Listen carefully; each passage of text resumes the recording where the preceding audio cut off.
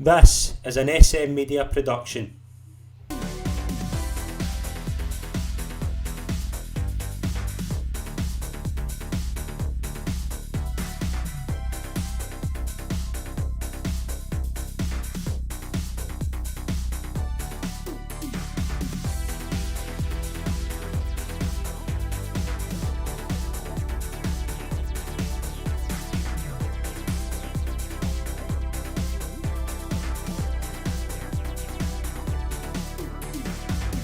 Hello folks and welcome to episode 5 of Chronicle, the Rangers Journey. I'm Scott McPike. It's a pleasure to be your host as always.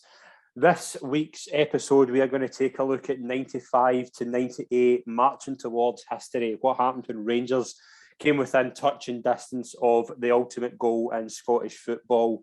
Dominance was the word of the period. Rangers were on their way. They'd won their 7th league championship in a row, heading towards that magical number 9 and also 10 after that. But it now begins to get real that this is a possibility. To join me on this part of the journey is Steven Harrigan. Steven, it is an absolute pleasure to welcome you onto the show. Thank you very much for joining me. No, thank you very much for the invite. It's an absolute pleasure to be here. It's a pleasure to have you on. We obviously went through this from 1978 when the kind of need for a hero was immediate, and we obviously went through that and what happens there.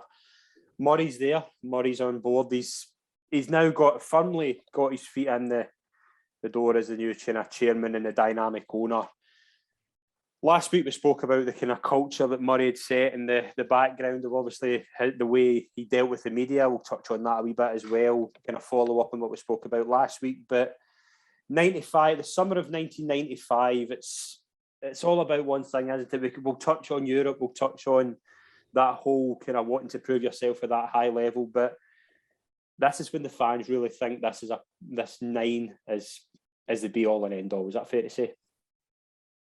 Yeah, I think there's been, obviously since 5 years ago, I think murmurs had gathered. I think the challenge wasn't there out with ourselves in Aberdeen, and Aberdeen had kind of faded by this point. So I think with every passing season, it was becoming more and more the reality. And by the time you get past 6, it really starts to gather a lot of pace. It gathers a lot of focus. I think it gathers a lot of the players' focus and minds at this point as well. And heading at this point, all roads certainly point to achieving the 9 as a bare minimum. Because there doesn't seem to be, there's nobody on the horizon that can come and stop us at this stage.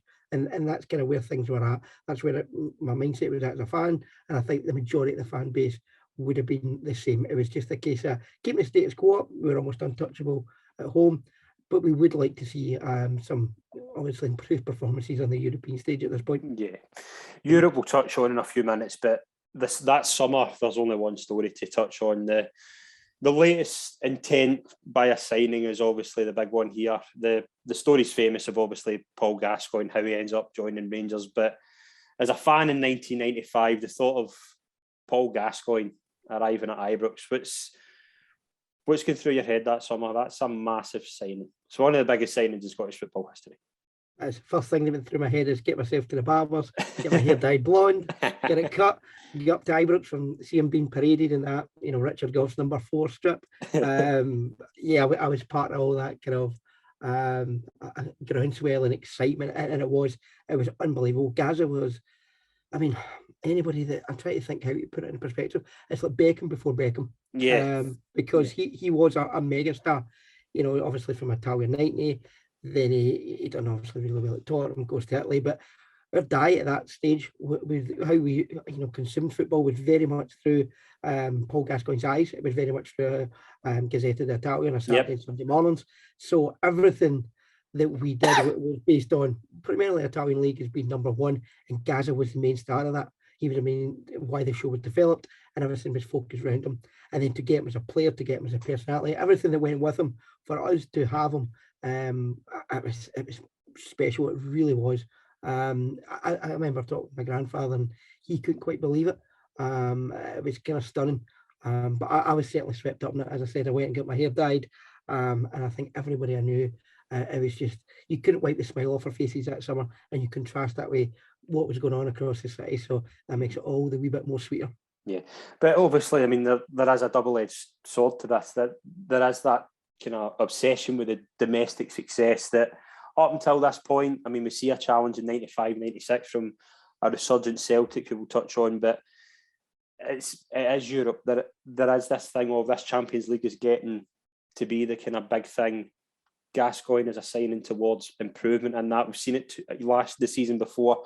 Bolly and Laudrup, they are proper European signings. This is another big name, big stage signing.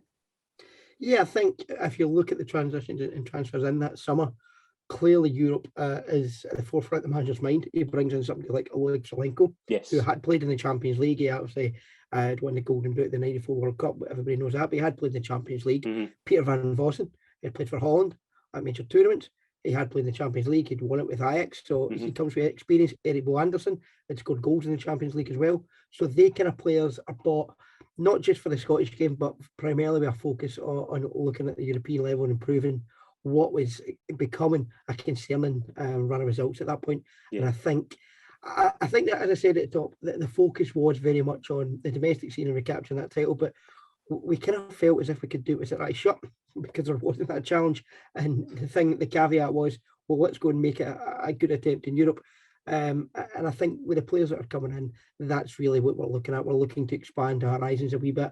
And a lot of them don't work out for a number of reasons, but that's where that summer was based in. The summer before, the Laudrup and Bolly was focused on that. And now we're trying to take it to the next level and improve it a wee bit further. Yeah, league campaign starts brilliant in 95, 96, 10 wins from the first 12 league games, but it's pretty steady so far. Gaza gets 2 goals in the kind of first 4 or 5 games. He begins to find his feet, and it does look like it's just going to be a march towards 8. It does, and I think 4 or 5 games in, we go to Parkhead when Alec Cleland scores, and then Gascoigne gets that goal, and the celebration away to the jungle and running the light. It kind of just feels that it's there. It's going to just take off, and it does. I mean, when you look at overall the amount of wins we have that season, it's a very, very good season domestically. But as I said, it's one that's to be very much expected. The challenge starts to come from all areas like Hearts and things like that.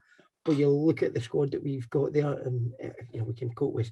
Injuries has always been a factor. In the previous seasons, injuries hurt us in terms of performances, in terms of getting to high points at some stages. But now we've got the reinforcements, and it's just all a bit too easy at this point. I don't think there's any other question that we're going to win the league, and especially with Gascoigne running the show. But the fascinating thing with that is that 2-0 win over Celtic in the first Old Firm game, that's Celtic's only defeat that season. Was there a feeling? I know you've said obviously Rangers, there still was the feeling Rangers were clear, but was there a feeling that Celtic were getting their act together under Burns at that point? I think there was by the end of the season. I'm not sure. Tommy Burns, for all he'd been a Celtic hero up until that point, he'd done okay at Kilmarnock as a manager, but I don't think we expected it to change overnight. Off the Fergus McCann come in there, there was a change in direction at all board level, and they were allowed to spend a wee bit. By the end of the season, I think going into next year, we certainly knew that Celtic would be the challengers. But up until that point, we hadn't really seen or heard of it. And look, in the bigger games, we still managed to deal with them very easily. That Celtic team's problem was always draws. And that's 11 draws in the season, 11 draws. That was always their undoing. So you always felt that if it came down to head-to-head or a big game, we could go and get the business done, and that was pretty much the case throughout, the whole 9-0 era. Walter Smith always tended to get it done in the games that mattered, and I think by that point we had momentum, we had the belief.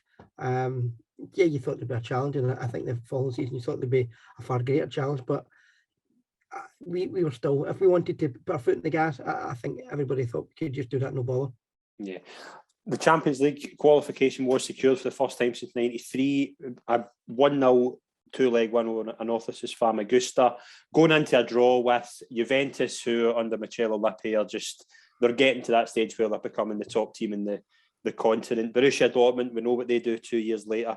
And Steaua Bucharest. Yes, there's big teams in that group, but there's also the feeling of Rangers are in this group stage now. It's time to make a mark. Yeah, as I said before, that's exactly where we were. And we had this kind of, I was going to say, complacency had set in a wee bit as well, because we played Steaua Bucharest in the pre-season tournament at Ibrox. Yep. Gaza scored his first goal that day. It was lovely day. I think it was a 3-4-0 win or something like that, but it was a very comfortable victory. And when we were drawn against them in the Champions League, we very much expected it to be a walk in the park. And the first game that we lose is obviously away to Sturby because it's a very late goal. I think it's a deflected goal, 1-0. It might even be Daniel Prodan that scored it, if I remember correctly. It was, yeah. Yep. Yeah. But if you look at how we set up for that game, we set up very defensively, very much compact. And then I think that result, that last couple of minutes, seems to change Walter's approach and how we approach the next couple of games. I mean, the Dortmund at home, it's one of the games that's unlucky. Very unlucky. We had a lot of chances as well. We kind of ran them, and then we went to tune in with a wee bit of belief. But when you look at that, the Juventus game, and the two of them, I was going to say that the home one's a bit as bad as the first one. The away game, we're 2-0 down, we're 3-0 down within 23 minutes gone. It's just not a very good performance at all. The goals that we lost and goals that we continued to lose at Europe, they were becoming very easy to predict. We would really give the ball away very cheaply, and then we'd get punished. And that was the case time and time again. We're also playing ridiculous tactics on occasion. The home game against Juventus, we can't try to kind of play Richard Goff as a kind of sweeper role. We try to check him back a wee bit, and these things don't really work. I mean, we didn't have any real pace. We still played with a very high line. Other games we were shoehorning players into different positions and different formations. We were still hampered by obviously the restriction on foreigners, and that was a massive thing because it meant that we had to bring in lesser players to play in these games quite often. And quite often the following season it was somebody like Craig Moore as well, Greg Shields, players like that would play a lot of Champions League games and they wouldn't play at the domestic level. So it was very difficult. But the Dortmund games, I mean, everybody talks about Barcelona under Pep and how they pressed when Juventus, when Juventus came to Ibrox. I mean, anybody who was there that night will know, and if you've done football coaching for years after it, every coach would harper on about this Juventus team because they hunted in packs, and because we were so careless on the ball, it was an absolute dream. I mean, to lose 2 goals in the final minute or 2 minutes was just, it's indicative of how we were in the Champions League at that point. I mean, the last one, Richard Goff, or I think third one, I think Richard Goff tries to stop it with his hand in the line, and then I think decides at the last minute that there's not much point and pulls it back a wee bit. But it was a shambles. We were a shambles defensively, and it was becoming a blight on reputation because obviously after 92-93 we felt we had a real chance. I think the chance was gone then.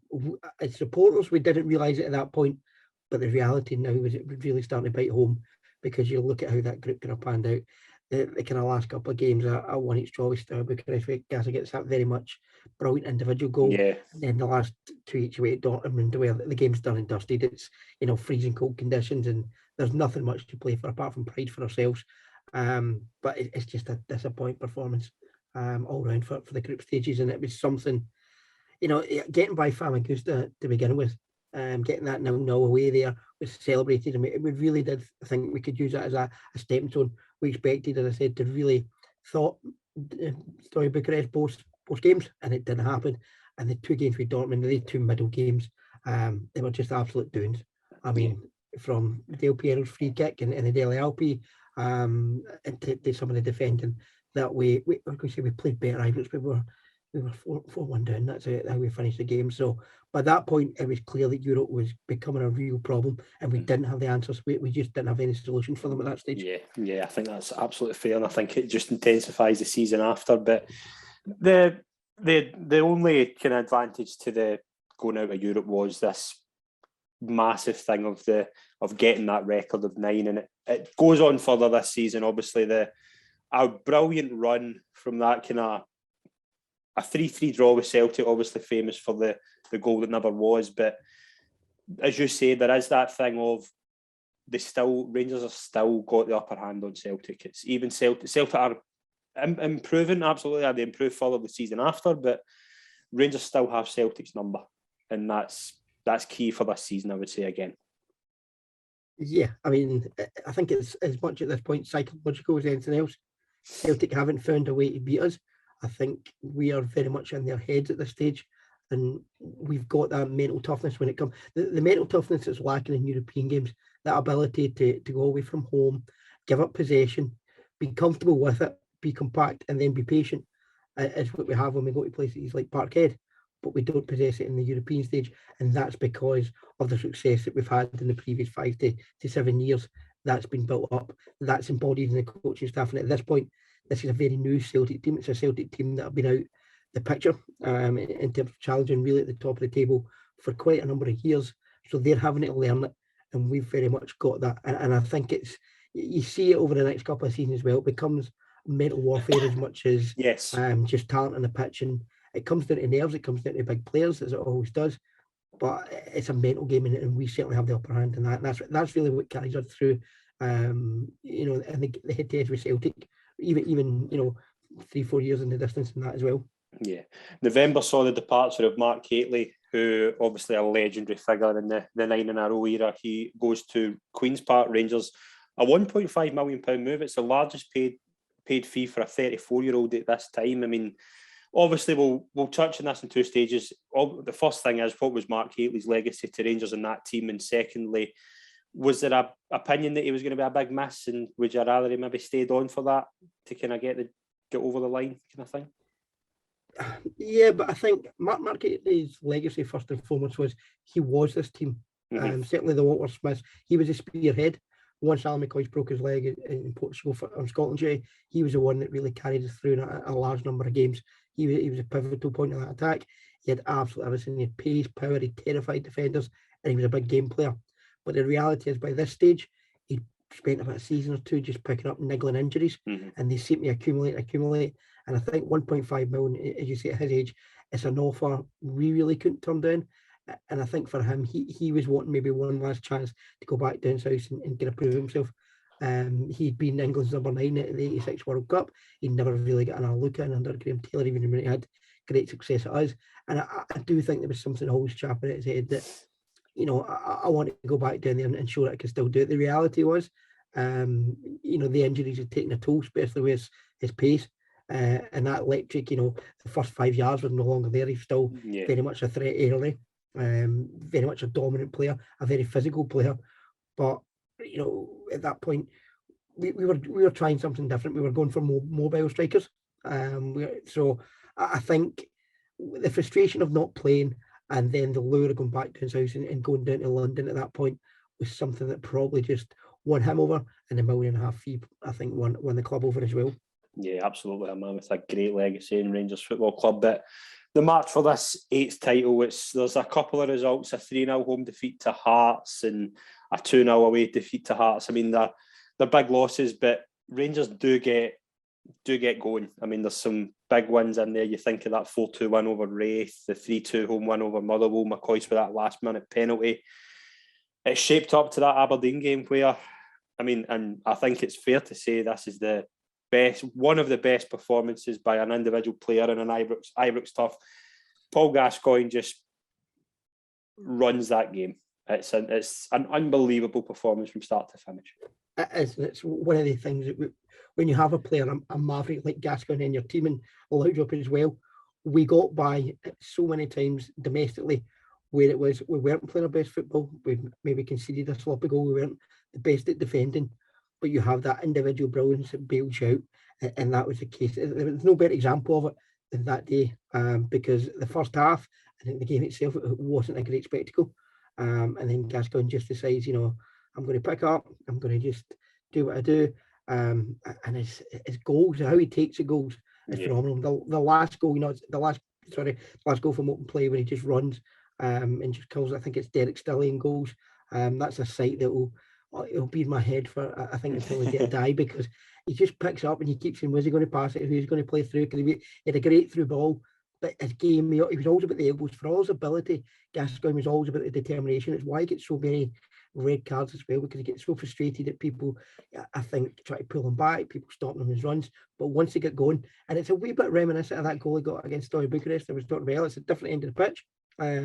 But it's that just, if you don't stop him, he's running at pace, he's running at power, and he's got the composure to pick the finish. And then, of course, there was nobody else that was going to take the penalty, even if McCoy did fancy it. It was certainly going to be Gascoigne. He did ask nicely after all for it. Yeah, I mean, I don't think you could knock him for wanting his hat trick for that performance. But as you say, it's one of those that's what he was brought in to do. It was that maverick, as you say, him and Laudrup. Gaza obviously was the one. I think the famous thing of Gaz is here for 10 in a row. That was what he was there for. He was there to take that club to the next level and get over the line.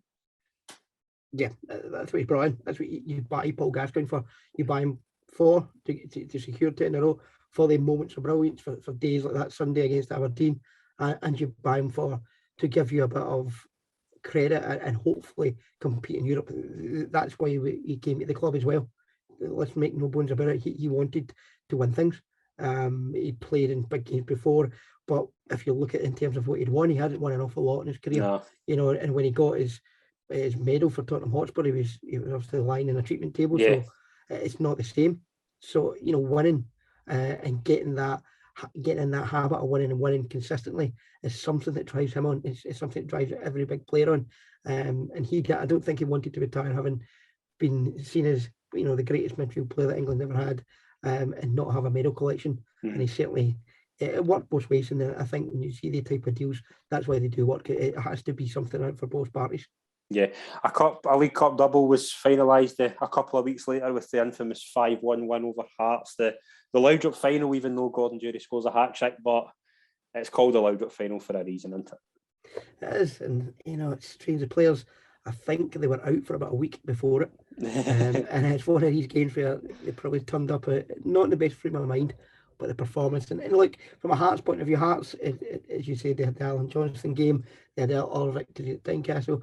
Jim Jeffries' teams were always and always will be, as we discussed this era, a pain in the ass. They were physical, they had good players, they had young players, they had hungry players, they had a lot of pace, and had a lot of things to prove to themselves. So they were very good and well-structured teams. But, you know, when you get the mistake like Gilles Rousset makes as well, I think you just know heads go down and heads drop. And when you get somebody like Laudrup, you talked about the individual brilliance of Gascoigne earlier in that Aberdeen game. This is Laudrup doing it. This is his turn. And when he's at his best, it's very hard to stop because he's got that. He's 6'2". He's got that very close control. He draws players in very well. Can play either side, and we just gave him that free roll.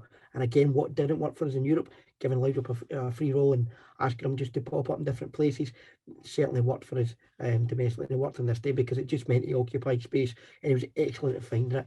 And yeah, these days are always going to come around when you have, you know, world-class talent on your side. Yeah, absolutely. But we'll switch gears a wee bit to talking about things off the park just for the time being. We mentioned last week about the way David Murray would hold court with the media. It was the succulent lamb culture. It was true. That was what was going on. But the thing we hear is that Murray wanted that. Murray wanted Rangers to be big in Europe, and I think he did put that on hold until obviously 98. Is it fair to say that Murray did put that although we will criticise Murray later on for not really getting the fans' ambitions and hopes, but here it's focus on that domestic front. It's abandon all the plans you've got and put them in the back burner for a couple of years until this 10 thing is done. Look, I think the realisation by David Murray's smart enough to realise this, but I think the realisation probably by Walter Smith as well at this point is very much, if you don't win it, you will always be the team that didn't win it, as opposed to the team that won 6, 7, 8, whatever it may be, whatever you don't get, if you don't reach that was 9 was always a magic number. If we didn't reach it, then it would always be held against you. This was a team that didn't achieve the 9, rather than as I say, the team that achieved whatever landmark they got to. And once that takes hold, and once that grips, you don't want to be the manager that's in charge when that's the team. You don't want to be the chairman which is in charge when that's the team. So you're doing everything you can in your power to secure that. I think that's where the focus shifted. I think the realisation on the European stage, we probably couldn't compete transfer budget-wise at that top level for the really creme de la creme of players. That's long gone, some 5-6 years ago at the very least. And I think the realisation was now focused on that because it kept the fans coming in happy. And you've got to remember at this point, the Champions League, the attendances of Champions League, you're probably looking at about 35,000. Ibrox, because the pricing structure that David Murray had introduced was very unpopular. It wasn't like now it's automatic renewals, everybody goes and takes it up. So the demand and appetite wasn't there. We certainly felt at that point as a fan base that you were going to get a bit of a scudding. And the money that was being asked was seen to be a wee bit obscene. So a lot of people just didn't pay it. So the focus was more on domestic wise. It's not quite the brand that the Champions League is now. It's still very important in Europe. Was always classed as very important, but I think that's where their focus shifts, because they're now ruling by a wee bit of fear, and it has to. There must have been enormous pressure on the group of players, pressure on the manager, although the manager never saw it. And David Murray must have been the one at the top, and you can imagine some of the conversations privately they would have been on about making sure that 9 was secured, no matter what. 96, 97 in the summer, Rangers, it's not a splurge like it was the season before or the season after. 2 careful signings in my opinion: George Alberts from Hamburg for 4 million, Joachim Bjorklund from Vicenza for 2.2 million. Rosenthal would arrive later on in December for 3.5. There is big spending, but it's careful. It's let's get the 2 pieces that we need just to kind of make this a proper team and go for this big title.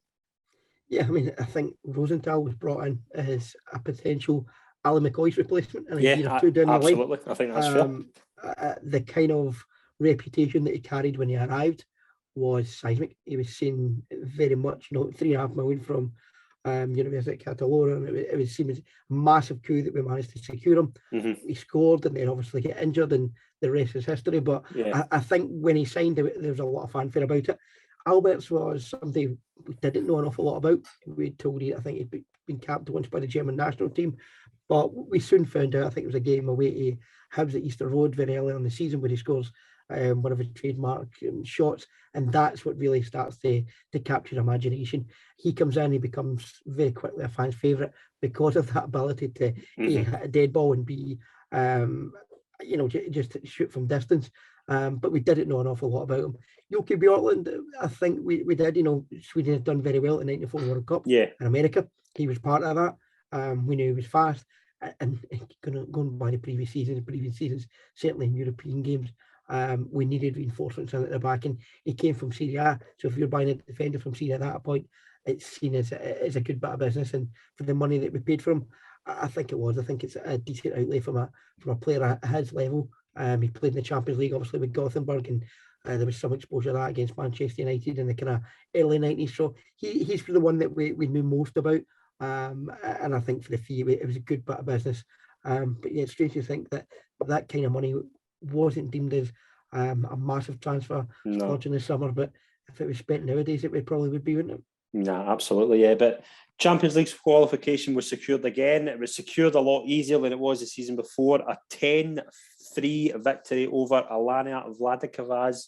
I mean, you look at that game. I mean, I think back now, Rangers winning a Champions League qualifier 7-2 away from home. It's quite remarkable when you think about it. Yeah, I've still got it in VHS. First leg, Ibrox, famous for the Gordon Petric kind of swirling shots celebration.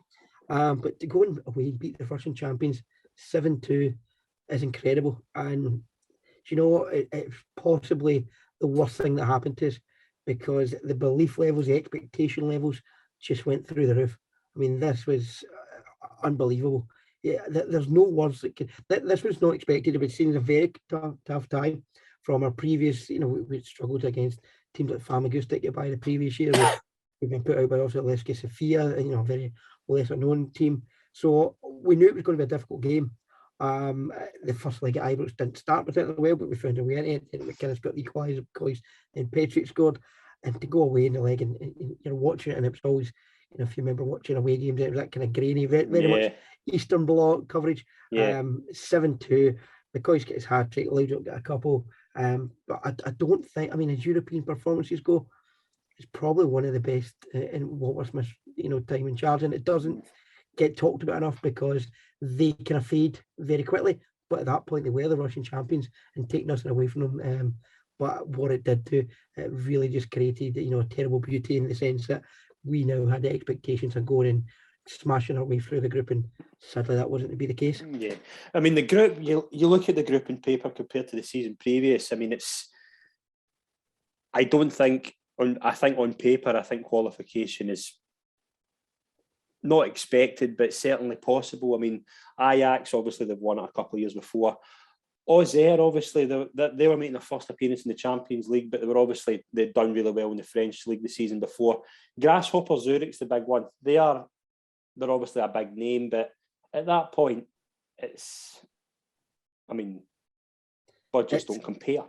It's about as favourable group as you can get. Yes. If you got that group nowadays in the Champions League, you would be over the moon. Absolutely. And it was simply the case then. This wasn't a Monaco. This wasn't even a PSG, who are not even the PSG of today. This was Grasshopper, this was Auxerre, and it was an Ajax side that went the Ajax side a couple of years ago. A lot of the Ajax players have gone. Yeah, okay, they're still favourites for that group, but second place takes you through. The first game away to Grasshopper Zurich was an absolute disaster. Yes. They're of course managed by Christian Gross at this time. They had players that represented Switzerland at Euro 96. Scotland beat Switzerland at Euro 96. So we all expected it to be a very routine game, but it's how we play again. We try to shoe on people in positions. We have Gordon Petric and the likes of Gary Bowen playing on not that mobile, and we get punished. We give teams the ball back, and that's what happens. The second game at Ibrox against Auxerre, it's some awful defending. There's really bad defending by Andy Gorham. He tries to come for a corner at one point, and kind of the guy heads it in, and it becomes a bit of a mess. And that leaves us going to the Amsterdam Arena or match day 3, where we needed a result, some form of result to kind of stay in it, and that's a really hard task. And at that point, I think I'm correct to say the Amsterdam Arena was fairly new. It was seen as brand new. I think this is the first season of it. Yeah, and it was certainly heralded as the future in stadiums, and it was kind of space age. But you look at the side we go with. Billy Thompson had played against Juventus the previous year at Ibrox. Again, Andy Gorham's picking up a couple of niggling injuries, so with Theo Snelders in goal. I think even change it from memory, changes the goalkeeping top at half time, but not much avail. And the goals we lose are utterly avoidable. Yes. Craig Moore's playing right back. The first one by Danny is a header, he gets kind of done. The second one over Mars really just skins him down the right hand side, and you're shoehorning players. Albert's even started up front of the game. We mixed in with Gascoigne. Gascoigne gets sent off for something really just kicking out. It's just sheer frustration. But the amount of times we give away possession is staggering. And the only time we do have a wee bit of composure is when Ian Gerrard scores, and that's because he's that kind of midfield player that's cool, calm and collected. When he gets through, he knows where the goal is. He doesn't have to lash at it. But apart from that, it wasn't great. And by then, it's all done and dusted. And then the home game against Ajax, we played even, we gave some youngsters a chance because it was completely away from us. And that kind of tells you, you talked about, in the last question about where was our focus in terms of domestic v European. We'll go and look at the lineup for that game against Ajax at home. We tried some out, and it was a 1-0 narrow defeat. But if I remember, that was kind of seen as a bit of a victory. And that's strange to say, but we really were now up against it. The home game with Grasshopper was a bit of a revenge. The players were very frustrated about the tag that Christian Gross is used to describe us as holiday makers. So I think they had a wee bit between their teeth. And Alan McCoy's hadn't had the greatest goal scoring record in the actual Champions League. Yeah. And that was really starting to wane him. And that night, you can see it when he gets that first goal. I think he gets booked for taking his shirt off in the celebrations. And it's a great finish. But you can see the emotion when he scores, because that's the frustration of the players, somebody who's been there for the whole Champions League run at this point, and getting, I think that might have been his first goal in the Champions League. So that was being held against him at that point, and then he managed to get a penalty. And then the last game away to Auxerre, we don't really do ourselves any favours in defending again. Throughout this, and especially in Europe, I know Richard Goff was struggling. If he wasn't the leader that he was, then I'm not sure he would have been in the team. He had a lot of injuries, and a lot of the defending from company play that high line. We didn't play the kind of setup that Walter would play in his second spell, where it's absolutely deep. And he learns from that. He does, but at this point, we're far too open. And once again, in a group, we really should have cruised, and second place should have been all but a formality. We get caught out by cunning players, we get caught out by players with more mobility and just really more pace. And that's what does us once again. Yeah, and I think the thing as well, the thing that I look back from kind of this period, kind of researching and things, is 92, 93, and it looks more like a fluke as each season goes on. It's that thing of you get so close, and then you try and bring in all these players and things like that, and you try and get to that level, and it just doesn't amount to anything, and it's not for the want of trying. I think that's fair to say, but it's that what's it going to take, and how much football's changing round about? Yeah, I mean, I think by this point, Walter Smith must have had a few sleepless nights. Yeah. Because he's got the players like Laudrup and Gascoigne, but we're not a complete team. You know, domestically, it's give the ball to Laudrup, give the ball to Gascoigne, and let them work their magic.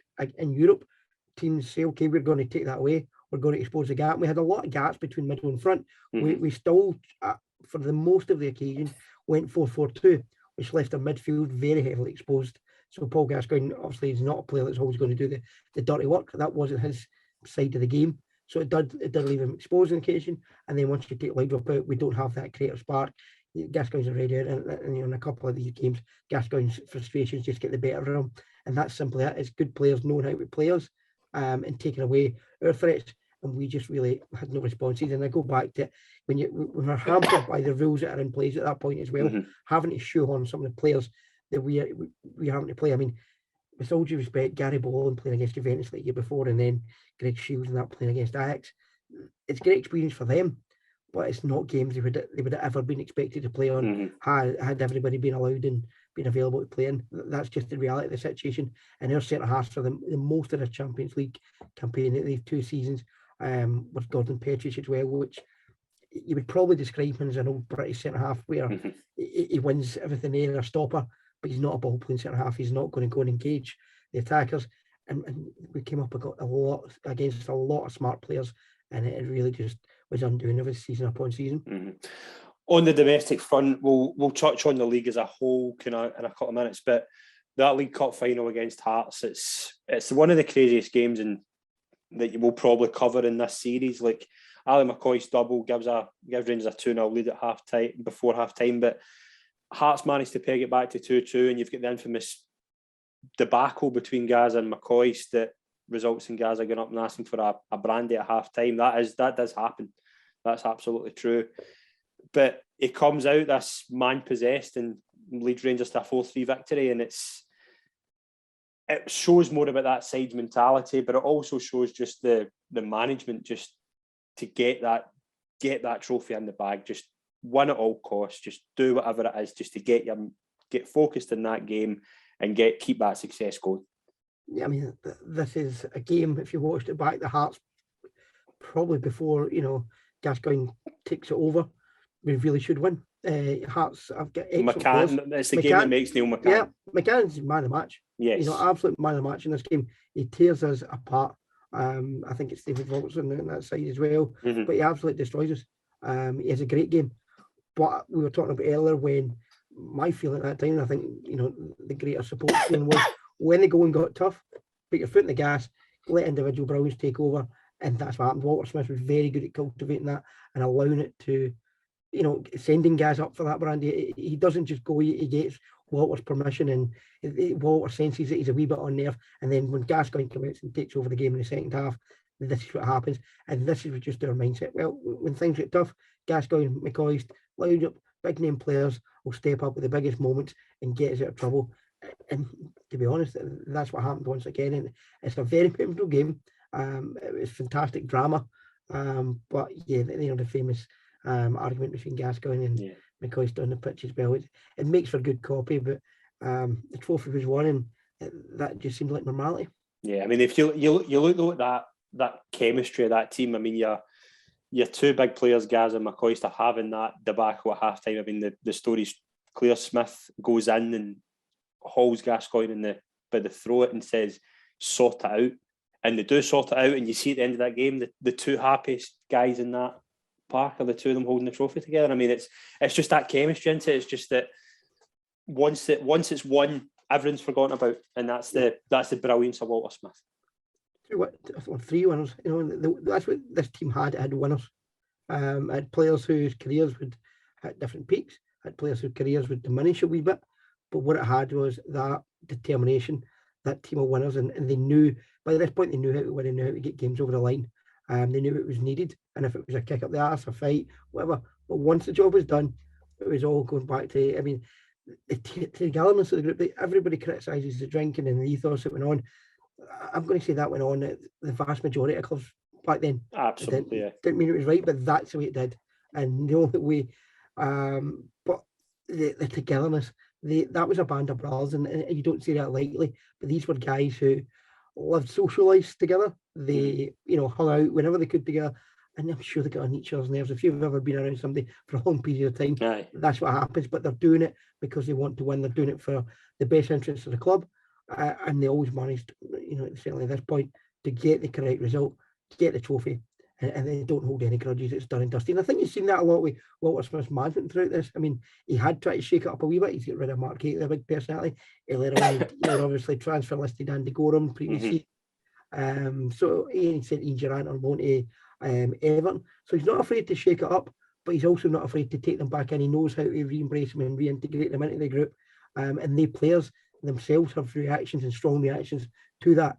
They're not type of players who, if they get put in the transfer list or if they get sent out on loan, which, at that point, it looked as if Ian Gerrard was surplus to requirements and wouldn't be coming back, but he was certainly seen as the most likely to stay down there. Then they don't curl up, they don't not relish the challenge. And this is what happens in this type of game. It's the players, that personality is shining through, that determination of how to win, but the need and will to win as well. In the league, but coming up to the New Year Old Firm, Rangers are 11 points clear. They've won the first two derbies in victory, and the third would halt Celtic's run to try and stop the 9. Those two victories, obviously the first one, the 2-0 win, Gaza and Goff with the goals, and then that away game at Parkhead where Laudrup scores that goal there. That whole season, I think it's fair to say those wins against Celtic obviously decide where the title's going. But getting into that New Year game, it's a weird one because there's injuries. There's not as many injuries as the next one, but there's still that thing of this Celtic team are growing. This Celtic team can potentially kind of halt this a wee bit. How big is that New Year's game? It's massive. It's absolutely massive because we talk a lot about momentums, but this kills Celtic's momentum. Stone dead. It takes the belief from them. That's what it does. That's a big thing about it. Talk about mentally. I mean, the first game, the Gascoigne and Goff goals. Obviously, before Gascoigne scores, I think it's John Hughes that hits the bar seconds before. So it's these small margins, and that's playing in Celtic's heads. This one, I mean, famous for the first goal we scored is obviously the Albert's free kick, and it's probably still my favourite free kick. But it's incredible. People are just sitting going, "Is he going to hit it from there? Is he going to?" And the fact it goes in the side netting.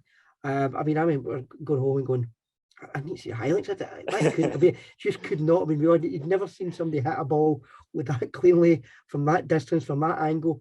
It was remarkable. And then, we've got injuries. We're struggling. Walter Smith goes to his bench. He brings on Eric Bo Anderson, who, hadn't really impressed. And he gets 2 goals and 2 really, really composed finishes. And what you see in it, Walter Smith's celebration, the way he runs right down the trackside, tells you everything you need to know about the importance of that game and how important he felt, because any kind of swing the other way and Celtic just gained so much belief. They're already high in confidence, and who knows, but here they are. When they think that they've got a chance, they get stuffed, and they get stuffed by a guy that's come off the bench. And again, they're probably going thinking, what do I have to do? Like we talked about Walter Smith in Champions League. Absolutely, Tommy Burns must be sitting, at that point going, I don't know how I can beat this Rangers team because I've tried all different ways and they've won all different ways. We won the first game with, 2 very good team goals, one from the set play from Goff and then the ball in from the wide area from Alberts for Gascoigne to head it. The Laudrup one away, that scene is kind of Celtic's night. Brian O'Neill slips and he kind of runs in, and again, I think Laudrup played up front that night, so backs against the wall, so it would beat them that way. And then here we come to the New Year's game, just when they can smell a wee bit of blood, way up the ante once again, and just managed to get 2 late goals to get the job done. Yeah, and then the fourth one. I mean, the injury list in this is unbelievable. I mean, but also, I mean, it shows you just the genius of Walter Smith and Archie Knox, because he's the one that comes up with the Andy Dibble thing. That thing, as you say, of the Celtic have it in their mind, bringing back Mark Haitley. What does that do for that mindset? It's because Haitley's in Celtic's head, and they know that. Rangers know that. Go and watch your goal back and tell me that Mark Haitley's not in the Celtic player's head, because I don't think he touches the ball. If it does, I was going to say he's not quite got that long hair. It's maybe off the glance at the top of his balding head, but he certainly has an impact without touching the ball, because the Celtic defenders are in fear of him, they're attracted to him, and they're taken away by him, all in one, basically just a long ball up the pitch, and that allows the space for Laudrup and Durant to just exploit, really, and that's what creates the goal. The Andy Dibble thing, I think, of Archie Knox and Walter Smith were looking, I mean, this was a big concern. He hadn't played very well in training for us, but he was a player, and I think when you bring in a player to play in this type of game, the pressure would have been huge. There would be no hiding from it. But Andy Dibble played very well for Luton, obviously, in the League Cup against Arsenal that he'd won. That was his kind of famous game. So I think what they were thinking is somebody who's not going to be overawed by the occasion, and that's exactly what it wasn't. He couldn't kick, we knew that. Somebody was taking his goal kicks through and everything else, but he could save the ball. He had one of 8 games, and the occasion never got to him. The temperament in which is so important, concentration levels of a goalkeeper, and I think that's why we went and got somebody's experience, because he was so far out the picture at Man City. It was kind of unreal. It was just all about the mental aspects once again, and that management team understanding what was needed. It wasn't some flashy foreign signing or something else you needed. It was guys short-term loan, somebody just to get you over the line. That again, do what is necessary. And Mark Gately, he was not even half the player he was beforehand, but it was just about that presence, and boy, did his presence really just unsettle and unnerve that Celtic defence. And a game that was very, very tight, but once again, we win it by the narrowest of margins because of individual brilliance. And I think that psychological warfare once again been overcome. And it's 8 points, and it looks unassailable, barring any major hiccups. There are a few hiccups. A home defeats to Kilmarnock and Motherwell, meaning that it goes to the penultimate game at Tannadice. 3 points would mean that 9th consecutive title and the coveted record equalised. We know Laudrup scores a header and it's secured. I mean, what the feeling of winning that league, what does that mean? Yeah, it'd be nice if we could have done it this Sunday. The game wasn't on in the midweek against Dundee United, so I remember listening on the radio. But it was magical, and again we had a good record to winning titles at Tannadice. Walter Smith, and off the place he was very fond of, but you felt that nerves were starting to creep in. The pressure and nerves are at this point, and it must have been overwhelming. And again, we go in there without Richard Gough, who's been brought back at this point. Richard Gough, who's the captain at this point. He's out injured, so it's Alan McLaren that captains the team at this night. Yeah. There's a wee bit of mix and match in the formation. Players like Charlie Miller are back in at the fold, so it's just about getting the job done, and to get the job done with a head up on Brian Laudrup from a left-footed Charlie Miller cross. We'll certainly take that, and the celebrations went long, and deservedly so, because what a relief it must have been for that group of players. And what a relief it must have been for Walter Smith. Rangers man through and through, been there, seen it, came through the course from being under Graham, and for the last 3-4 seasons, the pressure must have been wearing him down. And I'm surprised he didn't go after this. I really am. I thought he might have walked away, but just because everything involved. But yeah, it's much of an achievement it was. It must be a massive relief to him on a personal level. Absolutely, yeah, and it's obviously the main story from this whole period is getting that 9th. But going into 97, 98, before we go into that though, there's a couple of wee bits of off the field stuff, and this is the infamous time where David Murray gets a bit of investment from ENIC, over 40 million. Obviously, Tottenham owner now, Joe Lewis, and he gives him the 40 million. There's so much to go into with this that I've covered it in the Chronicle, the article piece we done on Murray last week, but that thing of Murray knows what he's doing here. It's just one of those things where Murray knows this is bring people in, the succulent lamb thing, as we say. The gift of Gab, the gift of Ibrox. Look, I've got the most modern stadium in the world. It's all me. I paid for it. That's exactly what happened here, isn't it? That's what he was telling everybody. Murray was a salesman. That's what. Absolutely. That's where his biggest talent always was. It was being able to sell something to the public or sell something to an individual, and to dupe the kind of, he obviously duped Dave King as well, but to dupe the kind of individual in Joe Lewis who's got that kind of money shows you how much or how talented he must be at it. You're right in what you're saying. There's always slight hand with Murray.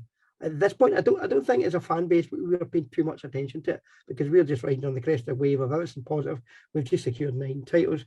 We're hearing things, for the years we'd heard about Murray would wax lyrical. I remember as long back as kind of 4 and 5 in a row. If you went to a stadium tour, Murray would have, certain people would tell you that, they're going to have a hotel to match. I think it was the Toronto Blue Jays, which was really the focus at that point. And then it was going to be something else. Then it was going to be this. So he was always good at selling that.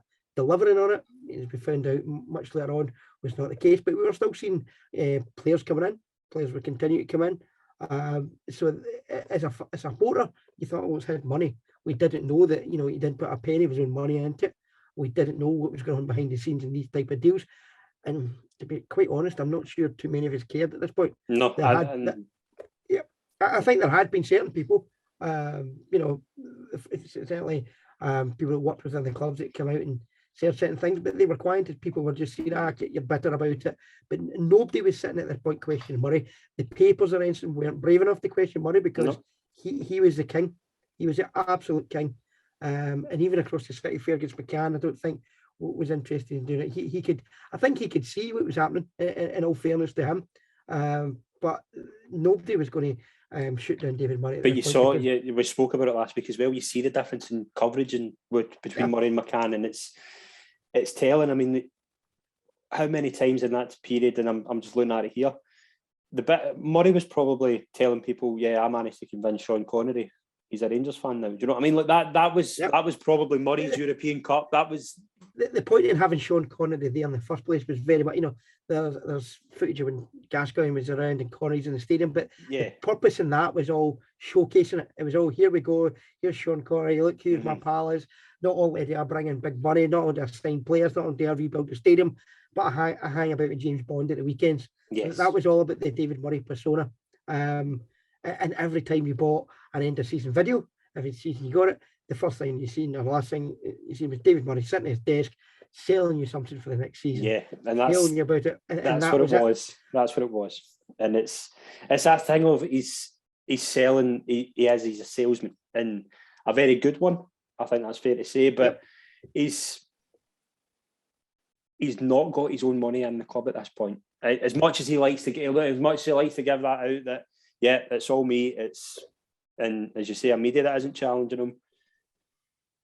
Rangers, this is the first 1997 is the first year Rangers go into a loss making kind of initiative that kind of start goes on a bit of a period, shall we say, but up until then it's nothing other than normal. And that's the thing. It's Rangers are in the black, and David Murray's the man that's writing checks himself. That's the persona.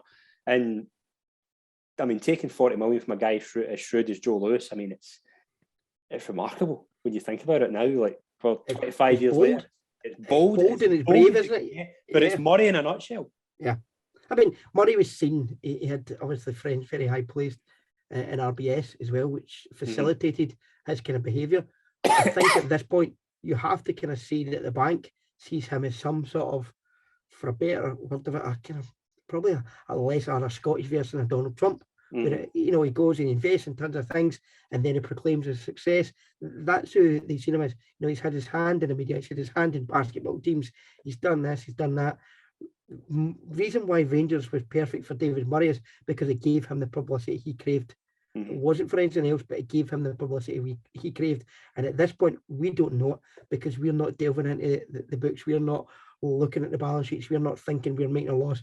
We're thinking this guy's generally putting his own money in and he's facilitating all our glory, when in reality couldn't be further from the truth.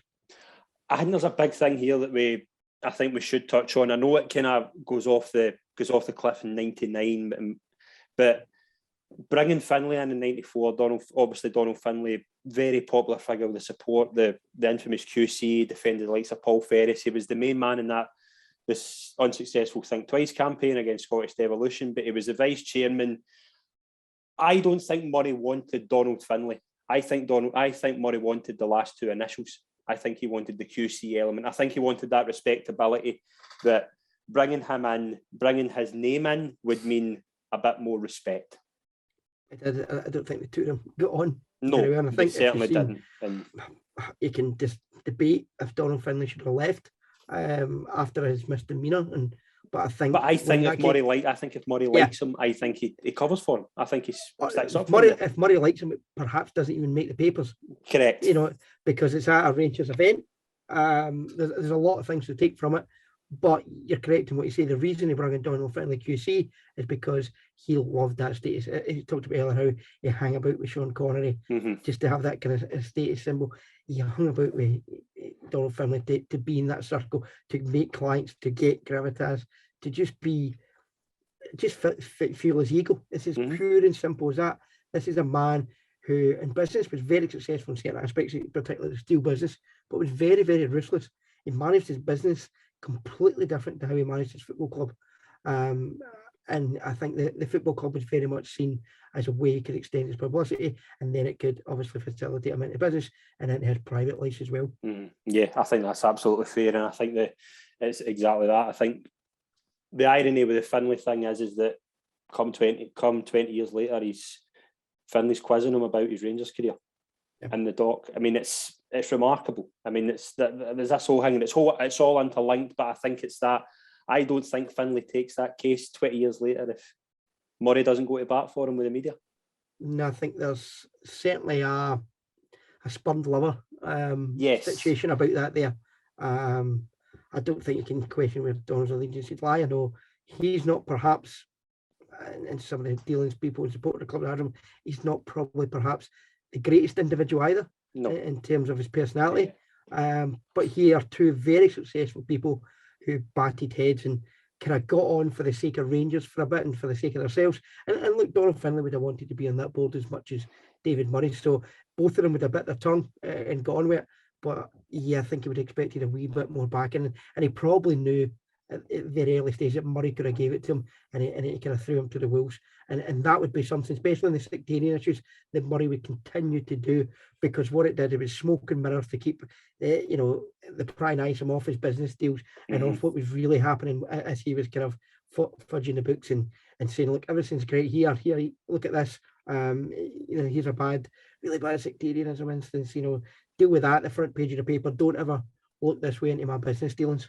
Yeah, and we'll move into the summer of 1997. That it was all about the 10 heading into 1997, 1998, but the club pulled no punches in trying to secure that title, heading into that Italian market that, as you say, they'd kind of dipped into a bit with the Joachim Bjorklund signing, but Sergio Perini, a European Cup winner, Lorenzo Amoruso, touted for Man United, Rino Gattuso, a young up-and-comer, and Marco Negri. Now, we'll touch on Marco Negri in a minute, but heading into that market, that is moving to the future. That is sourcing the best players in that big league at that point.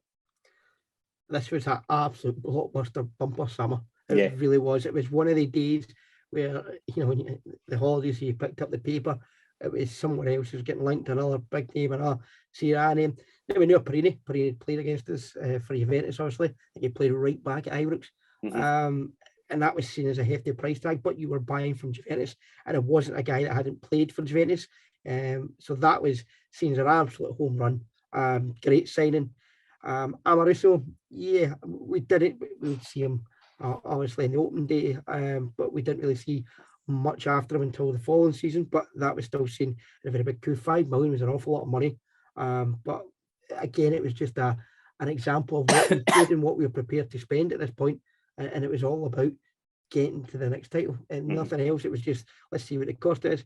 We brought in Jonas Thern, and Jonas Thern was the one that excited me the most. I'd seen him, he played for Benfica, Champions League final, European Cup final, He played at the World Cups for Sweden. He was just a Rolls Royce of a player. The only thing was that the player that we got just wasn't that. He was very much ready to retire until we took him on. Marco Negri, the signing of Marco Negri is basically filling that void that Seb Rosenthal's injuries left. And it's that Alan McCoy's replacement. The last couple of years, like Mark Cayley before him, McCoy had just had a lot of niggling injuries. He still came through in big games, but the ability to play in, I think the previous season, the last game he started, what I say, October or September away. I think it was September away at Tannadice, and didn't start another game that season. So there's massive question marks over his durability at this stage. And that even continues for the first half of this season. So again, it's looking for a replacement, which probably was, the bigger impact being in a year's time. This would have been Alan McCoy's last season, no matter what. Yeah, I mean, and that spurge of players obviously means that Rangers have a so strong a squad that the media are reporting that they have two sides capable of winning the league. And the thought of that becoming visual was something I don't think anybody would see. But obviously that infamous Nike day, the Blues versus the Whites, that family day. I mean, if you want to see hubris at its early stage, then this is it. This is to us what the fish tank at Peter Risdale's office was to Leeds United. It really was. I mean, look, at my mum and dad's, I've still got the actual. I bought a Nike Rangers football from that day. And, the wee man still plays with it, and it was a wonderful day out. I think 3 generations of my family went along. Great strips, especially the away strip. Then you had great entertainment. It was a wonderful day. But looking back, what a horrible idea! And the actual fact that I was going to say this team didn't win the league, but the fact that these teams didn't win the league this season is very, very telling, because the talent on show between the 22 players that started is absolutely frightening. It really is. But it is just a bridge too far. It's people that are now eating themselves. And it's atrocious. You would never get it now, would you? No, you would. I mean, that's certainly a closed door to you now, isn't it? Yeah, I mean, but there is one thing to take away from it, was obviously the announcement of the new captain. Obviously, Richard Gough had chose to go to the MLS, and Brian Laudrup was chosen as the new captain. Now, we know since that David Murray had tried to convince Laudrup to stay. Obviously, the move to Ajax looked likely, but Murray had persuaded him to stay for the 10 and gave him the captaincy. But if you want to look at a man who does not want to be in the position he's in, then look at Brian Laudrup that day. He does not want to have that armband on. Yeah, he came last out the tunnel. He was announced as a huge fanfare, but it's a very uncomfortable looking Brian Laudrup that emerges, because not only, I think he realises as well, he's got to take over the role of Richard Gough, and Richard Gough's leadership skills on and off the park really were unmatched. But you're now taking on the pressure of achieving this 10, and it's one where he's mentally checked out. He knows more than anybody the staleness, and I think the familiarity that the Scottish League brings.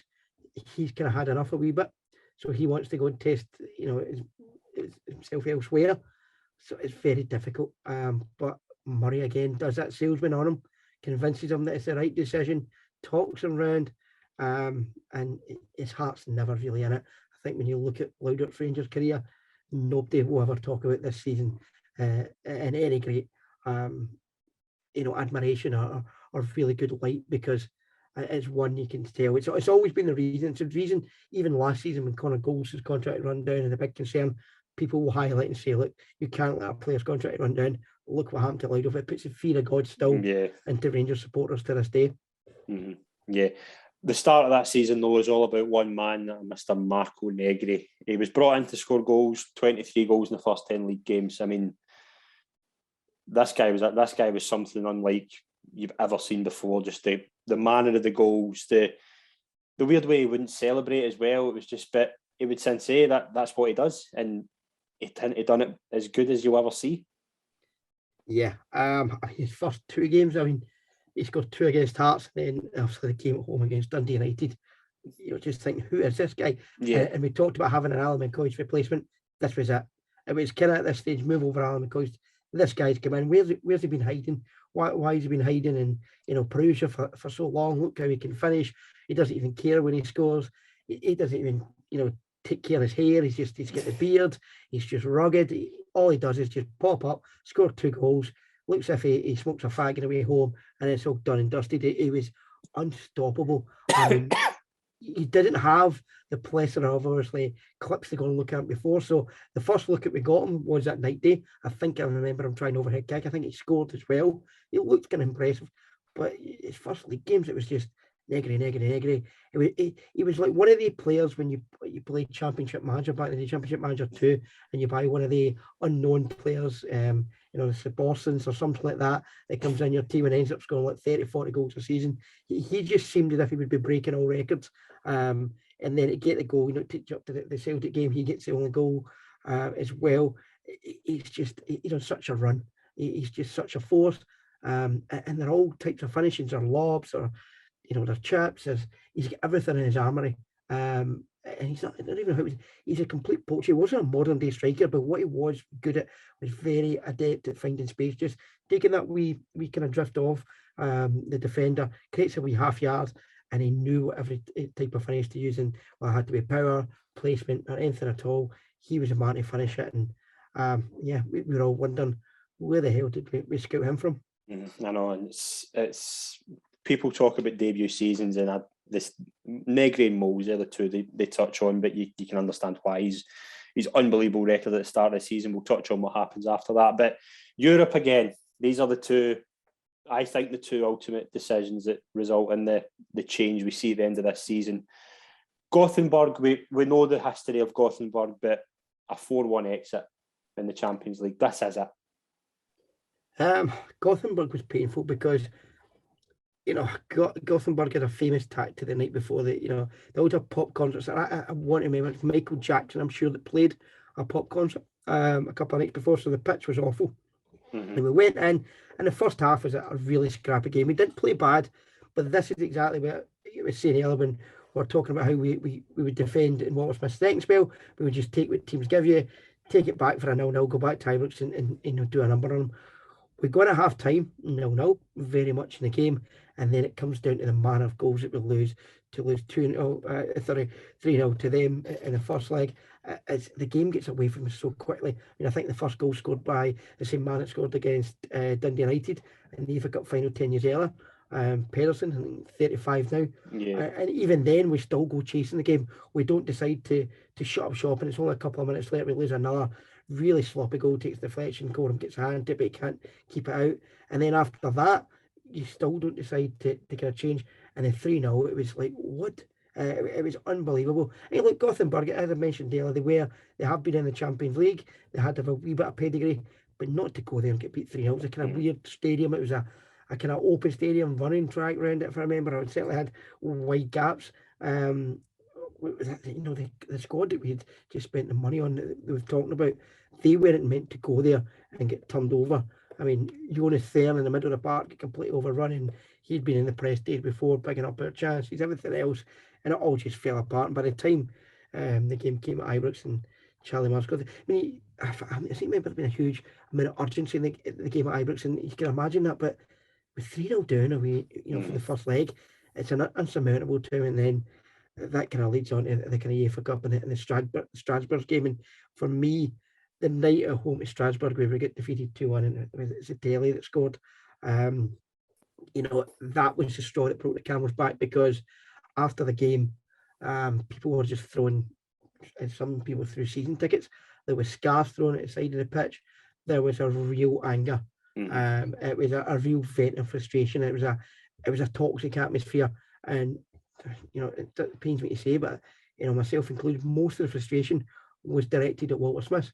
We were expecting now we'd won the 9, we'd assembled the squad, we'd went and spent the big money, we'd been told all summer that these players coming with the best of the best, and here we are getting overturned by a mediocre French side and a guy that had gone to play for Hibs more or less, and we get pumped out of Champions League embarrassingly by a Swedish team that went on to do really nothing. It was all a bit embarrassing. And obviously these disappointments in Europe, Smith did confirm in the years before his passing that they did result in his kind of dismissal. But it was announced that he would be going at the end of the season in October. And how does that impact that season? Because obviously the focus is getting the 10, and we know that, and we see that it goes to the absolute peak of that season. But you're announcing in October that this is it. This is the time to break this team up. That's the team that had been allowed to grow together, and the culture had get out of control by this point. Goff comes back basically just to have some presence in the dressing room. We know the situation with Gaz's problems, and it's just out of control. But surely that announcement in October has an impact on what happens there. I think so, but I think why the announcement was done was, again, it's David Murray. It was to stop, to give something to the fans who, as I said, were very angry at this point. So it's like, I'll throw Walter Smith to the wolves so they won't start looking upwards. The anger won't then, go from Walter Smith to me. So I'll just give Walter Smith out. He's going to go. And I think it had an effect on the team. You mentioned the discipline, or the ill-discipline that kind of crept in. If you go and look at, we record this as obviously, Andy Goro's not long past, but go and look at him play against Gothenburg in that first leg away.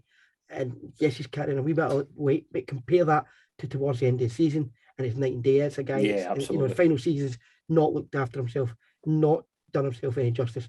You'll look at the contributions of a big sign like Amoruso. He's none. He hardly plays. Then he gets sent off with a couple of games to go up to Tawdry that really costs it. It's on the back of, after winning the Old Firm games. But I think in the changing room, the players just had checked out what they had, and the training left the tracks in terms of how they were living their lives off it. And you're right in saying why Richard Goff was brought in. Richard Goff was brought in is like Walter Smith is trying to keep control of the class. Richard Goff leaves. He's very much that voice in that changing room when he's not there, and it becomes like Brian Laudrup, like a supply teacher. They just run amok. Richard Goff's come back in and tries to steady ship. And look, in all fairness, it's a season where we should, Celtic were trying to give us a title. They stumbled, they were feeling the pressure, but we just couldn't help ourselves. We just couldn't get ourselves together for long enough. And I think that's just a culmination of the things that we saw a couple of years in the making. It was just the standards weren't quite there. And I don't think the Walter Smith that returned in the second spell would have been as lenient and managed these players the same way that he's managed them in the first spell. But the thing was, because this group of players had achieved so much, they were always going to get it. But by this point, the European results had really started to have a massive effect on how the fan base felt about the group of players, and I think how they felt about the manager. Yeah, and obviously that journey to the team has proven difficult, as you say. It was just Rangers and Celtic were handing each other the initiative every week, and it leads to that final Old Firm game at Ibrox. It's very nicely poised. The Rangers are 3 points behind Celtic going into that match, but that goal from Joris Taylor and obviously Albert seals a massive 2-0 victory, and Rangers go top in goal difference, and it looks to be a huge chance with 4 games left to play. That Celtic game and the 2-0 win, is that the realisation that no matter how weird this season is, we still have the upper hand mentally on Celtic? Yes, and as you left Ibrox that day, there was no question in anybody's mind that was it done. We were going to go and comfortably win the league. Now, we'd beat them the week before in the Scottish Cup at Parkhead. We then brought back to Ibrox. Jonas Thern gets that remarkable goal. Then Albert scores almost a copy of his goal the week before. I think he puts it a different corner, but it's just players who have... Albert as fast became a player that has got in Celtic's head, like Mark Catley before him. Yeah. They had the fear of God, and you see that with them back at... the 2 goals, I think they're very similar, but these players just backing off. They don't know where to cage him because he can go by you. He's got the pace and the power to do so, and they don't know where to step back and try and get a block in because he's got that shot in. So at that point, everything looks rosy. And I say that the next game after that midweek trip up to Tawdry, Amoruso came back, obviously, in that Scottish Cup game against Celtic, and I think he took a free kick as well. It was just over, it was well saved. But, the signs were promising, but his performance, he gets red card, and the team, we just can't get going. And that game gives Celtic the belief. We then go and get a comfortable win over a decent Hearts side. You think it's kind of done, and then it kind of boils down to that game against Kilmarnock at Ibrox. And for me, that's just a game where there was too many and so many players and staff just playing their cage, and emotions were always going to be high.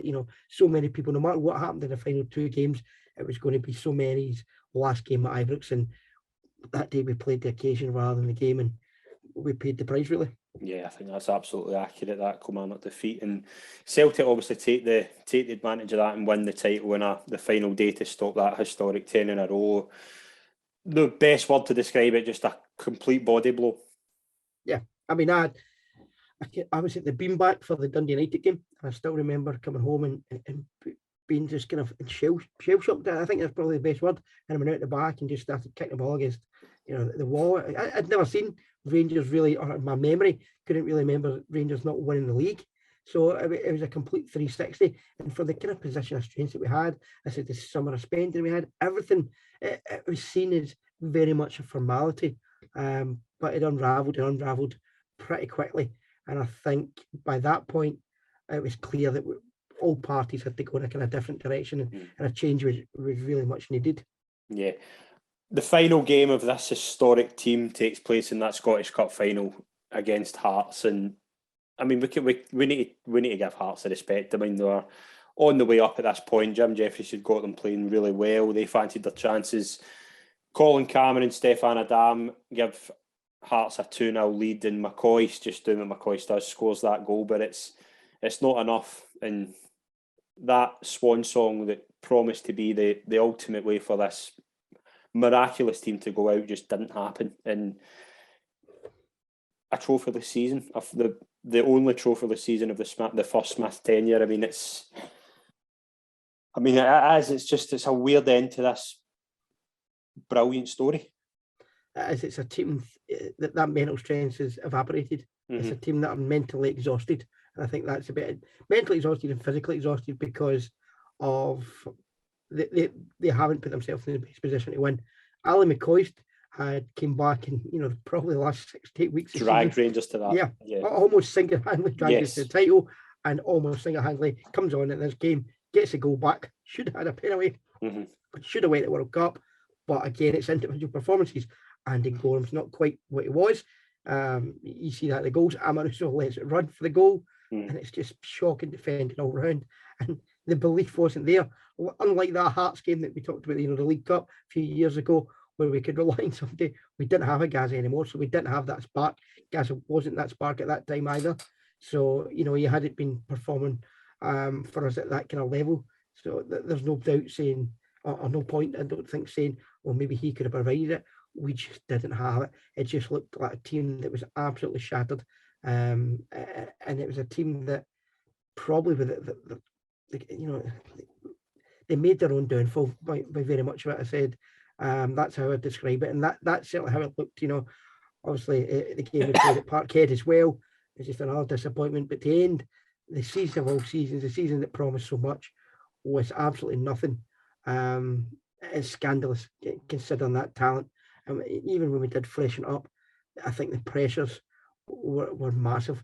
And for so many players, what we did is we just asked too many to go to the well too many times, and there was too many players that at the end of the day, you know, mentally and physically, they just weren't capable of it anymore.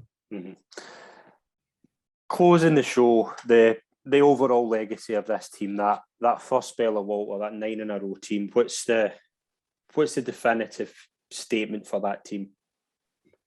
I think mental toughness. I think how you define it is it's a 9 in a row team. It's not the 10 in a row team.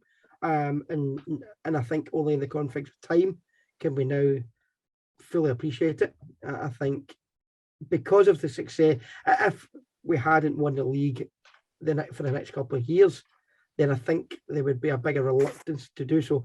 But they achieved what they set out to achieve in 9 titles, especially in days where competition was fierce.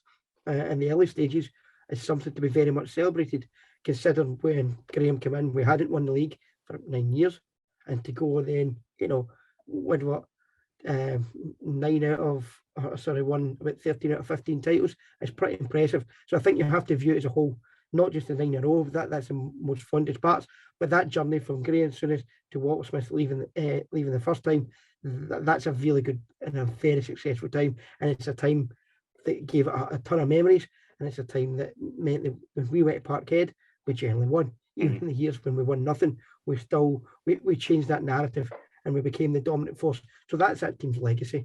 The legacy is always going to be 9 in a row, and what they achieved in the 5 in a row season will always be the one that we held it up.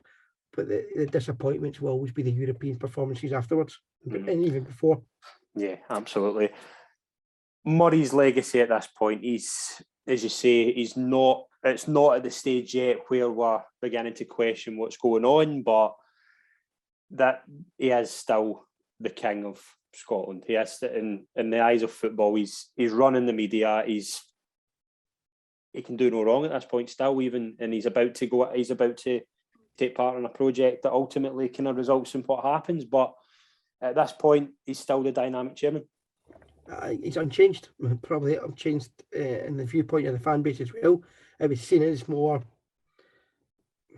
careful, but I think he's seen as bad management, and I say that now with a wee bit of shame. But I think as supporters, the general consensus was that with the funds that we had, we could have spent better in some areas, but perhaps we should have done better with the players that we have. And no blame was really attached to him. He was very much at the Teflon Don stage for his career at this point. And nobody was throwing any darts at him. There was nothing getting flagged up that supporters would. I mean, look, most of us consumed I think I had every Rangers news when I was younger. Every week you would go and buy it. So what you were consuming was in-house media. Mm-hmm. But you just thought that was great, but it was very glossy, very fabricated. That would tell you transfer stories, but they were things that were being drip fed to you. But at that point, you didn't really question it. You didn't really take it on. The fanzine culture was there, but it was more, you read that for an hour or so before the game was running ground daily, and there was always rumours about other players and what players had been up to.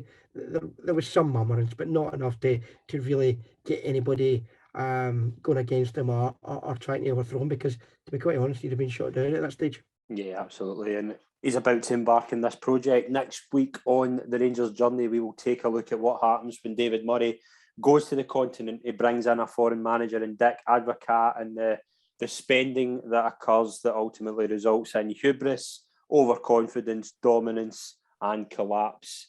This week on the Rangers Journey, I want to thank Steven Harrigan for joining me. It was an absolute pleasure to talk about the end of 9 in a row. Wonderful. Some very happy memories and some not so great, but wonderful times all the same. Pleasure for having me. Thank you very much. Pleasure. Thank you very much. And thank you very much to everyone who's tuned in. Please join us for the next series of the Rangers Journey.